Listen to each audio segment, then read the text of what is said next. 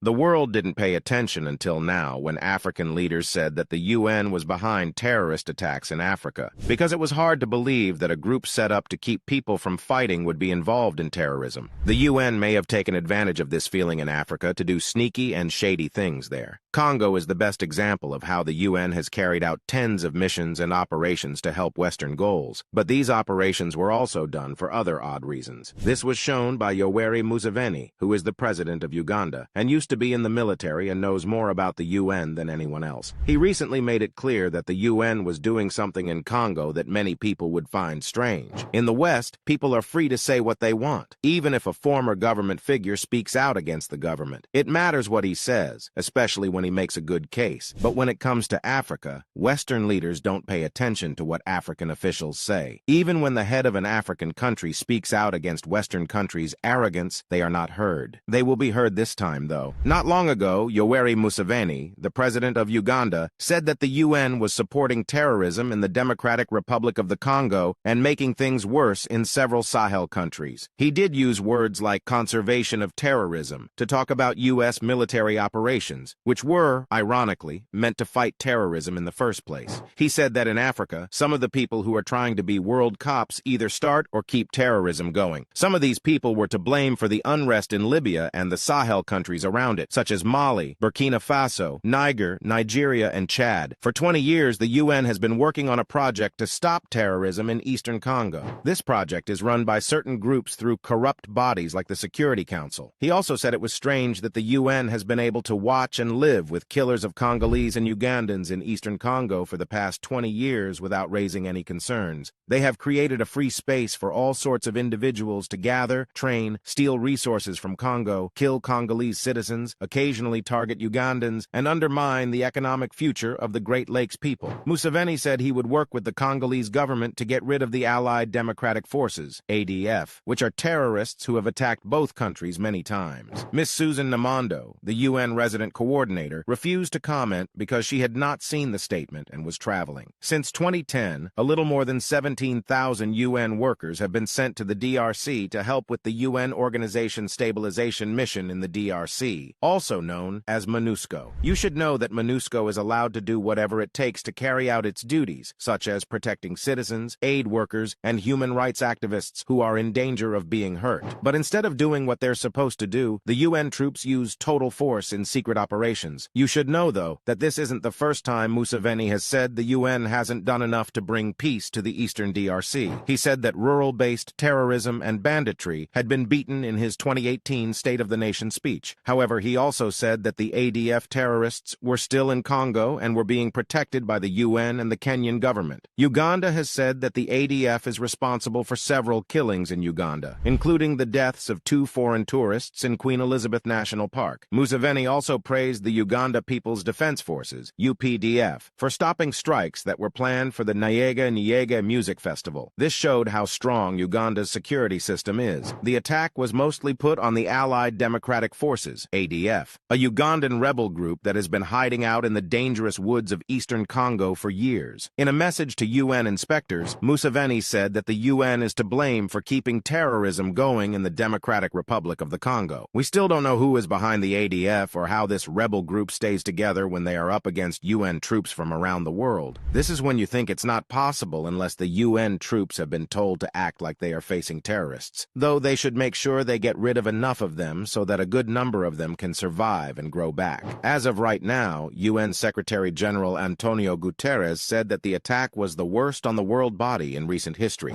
The UN military operation in Congo, called MONUSCO, was set up in 2010 and is the biggest of its kind in the world. However, it has had trouble stopping different rebel and militia groups in eastern Congo, which has led to complaints from Museveni. A few days after the ADF attack, Uganda attacked the rebels' camps by air and with weapons because they had information that the rebels were planning to attack Uganda. The East African country has a history of being involved in the dangerous eastern Congo. They want to stop the ADF from returning to Uganda's oil-rich western region, where investors might be scared off by the lack of safety. Uganda wants to start pumping crude oil in its western area by 2020. People all over the world fight about how well the UN troops do their jobs, but no one asks the people of Congo what they think. No one is ready to find out what the average person in Congo thinks of the UN troops. William Mbokani is a Congolese fighter who was born in 1999. He saw UN troops with blue helmets and white tanks come to his country for the first time when he was very young. It is funny that the white tanks are in the shot because white is often linked with peace. But how can tanks promote peace? When UN troops carry guns and fight, how can they keep the peace? One reason Mbakani doesn't like the UN troops is that his mother was killed by an Islamist group called the Allied Democratic Forces in 2019. He can't get to his family's fields because of the safety concerns around his village in the eastern Beni area. For almost 25 years, he said, they kept giving the mission new tasks, even though it was having trouble doing its job.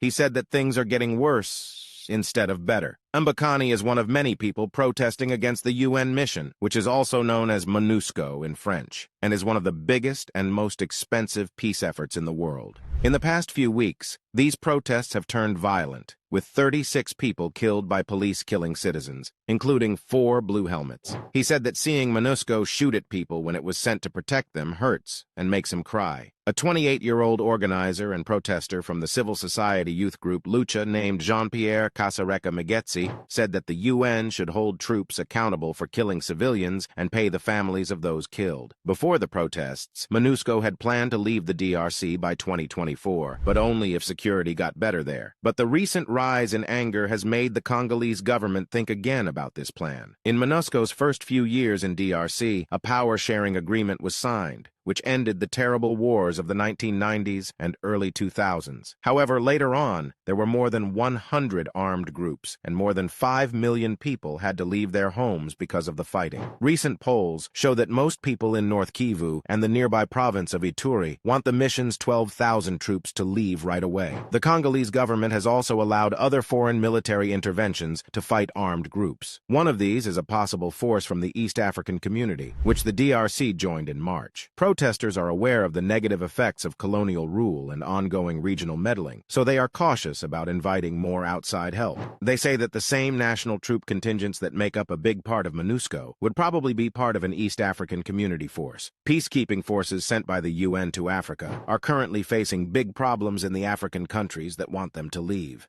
Missions are having a hard time reaching their goals in places like the Central African Republic, South Sudan, Mali, and the Democratic Republic of the Congo, DRC. Even though they are following strict rules, the forces are having trouble keeping everyone safe, keeping situations from getting worse, and guarding people. There's also a chance that the UN troops were never told to get rid of terrorists in the area. Adib Saani, executive head of the Jadake Center for Human Security and Peacebuilding, says that UN operations often fail to stop the cycle of violence in these countries, which is not what they were meant to do in the first place. Mali is an example of a place where security has not gotten better, and the mission seems useless as violence keeps getting worse. People in Mali have turned against the UN peacekeeping operation, saying that the troops are making things worse. Mali's foreign minister publicly asked the UN to pull out its troops, saying that MINUSMA's mission is making things worse between different groups of people. When claims of abuse by UN troops are not looked into, and the people responsible are not punished, the UN operation is not useful. Even with these problems, Mohamed Amara at the University of Letters and Human Sciences of Bamako stressed how important the trips were. He was worried that if the missions failed and the people on the left, it could cause bigger problems in the host countries. He made the point that MINUSMA works as a wall between the Mali government and the rest of the country, and that when it leaves, that wall will need to be filled. It's true because UN efforts don't fail all the time. They work, but only to a certain point, so they have a good reason and performance to show when they are asked to leave.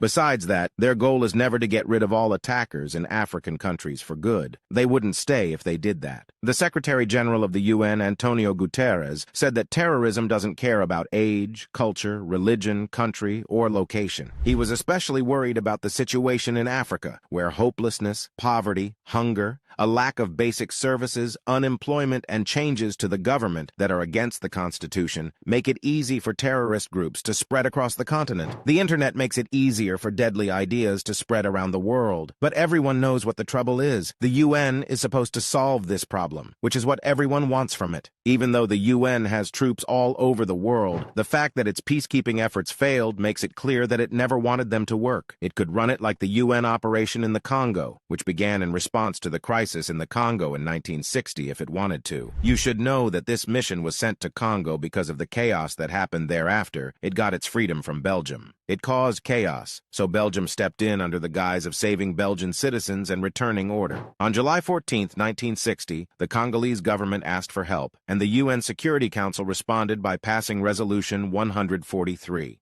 This decision told the Belgian troops to leave and gave the Secretary-General permission to help the Congolese government with military aid. The next day, the first UN troops, mostly from parts of Africa and Asia, arrived in the Congo. As things got worse with the Katanga uprising, the killing of Prime Minister Patrice Lumumba, the fall of the central government, and the arrival of foreign troops, ONUC's original job responsibilities grew. It grew to protect the Congo's territorial integrity and political freedom, stop a civil war that was about to happen, and get rid of foreign armed troops that weren't supposed to be there. At its peak, ONUC had almost 20,000 soldiers from more than 20 countries. India, Ireland, and Sweden were in charge of the most important parts of the organization. From September 1961 to December 1962, when fighting was at its worst, ONUC went from keeping the peace to being a military force that fought rebel and foreign forces in battles and offensives. After Katanga was reintegrated in February 1963, ONUC slowly pulled out. At the same time, more civilian aid was sent,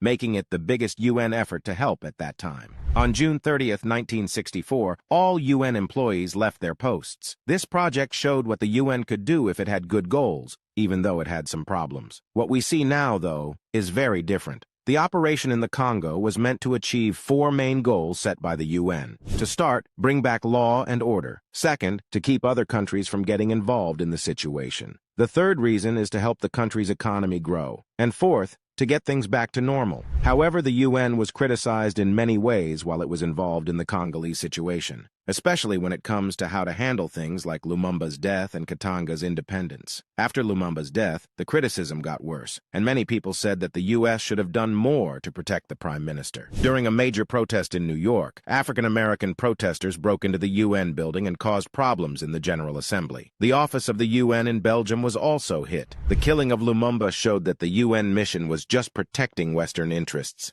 even if it looked like it was doing its job, because a prime minister can't be killed while UN troops are in charge of security. It's not likely that the UN troops didn't know that before the murder. Now that we know for sure that the U.S. was directly involved in killing Lumumba, it stands to reason that the UN mission would have helped with the killing. The USSR was also against the UN's work. Khrushchev spoke to the UN General Assembly on December 23, 1960. He talked about the operation's highly controversial direction, charges of being responsible for Lumumba's death, favoritism toward Lumumba's political opponents, and his initial reluctance to deal with the situation in Katanga. In later years, in 1999, we saw MONUSCO, the UN operation to stabilize the Democratic Republic of the Congo. MONUSCO was made with help from soldiers from many countries, such as Bangladesh, Brazil, China, France, India, and the United States. There have also been police officers from Benin, Brazil, France, Jordan, and other countries helping to keep the peace. From 1999 to 2010, about $874 billion was set aside to pay for the royal security effort. However, this mission also did some bad things. In 2007 and 2008, the BBC said in several news pieces that monarch troops stationed in Mongwalu were involved in a deal to trade gold for guns with leaders of the nationalist and integrationist front militia. There have been many cases of sexual misbehavior by UN peacekeeping troops in the Congo. The UN itself admits this, as the letter from the Secretary General to the President of the General Assembly on March 24, 2005 shows. The UN mission in Congo seems to have failed after being there for more than 24 years. It hasn't met the goals that were set at the beginning. We asked MONUSCO to leave the country because of this. At this point, the UN Security Council has agreed unanimously that UN peacekeepers should leave Congo before the end of the year. This choice was made at the same time that the conflict-torn country was getting ready for its upcoming presidential poll. The decision, which was backed by the UN's most important body, calls for the peacekeeping operation, called MONUSCO, to be pulled out gradually, responsibly, and permanently. The withdrawal will start in South Kivu, which is in the eastern part of Congo, and will be done in stages so that the Congolese government can take over. In a speech to the UN General Assembly in September, President Félix Tshisekedi of Congo, who is running for re-election against about 20 other people, called for the 15,000 troops to leave the country more quickly. He said that a responsible and long-lasting staged departure was very important. Congo's Foreign Minister Christophe Lutundula and Bintou Keita, the top UN official in Congo, signed a deal on November 24th to end the presence of UN troops in the Central African country after more than 20 years.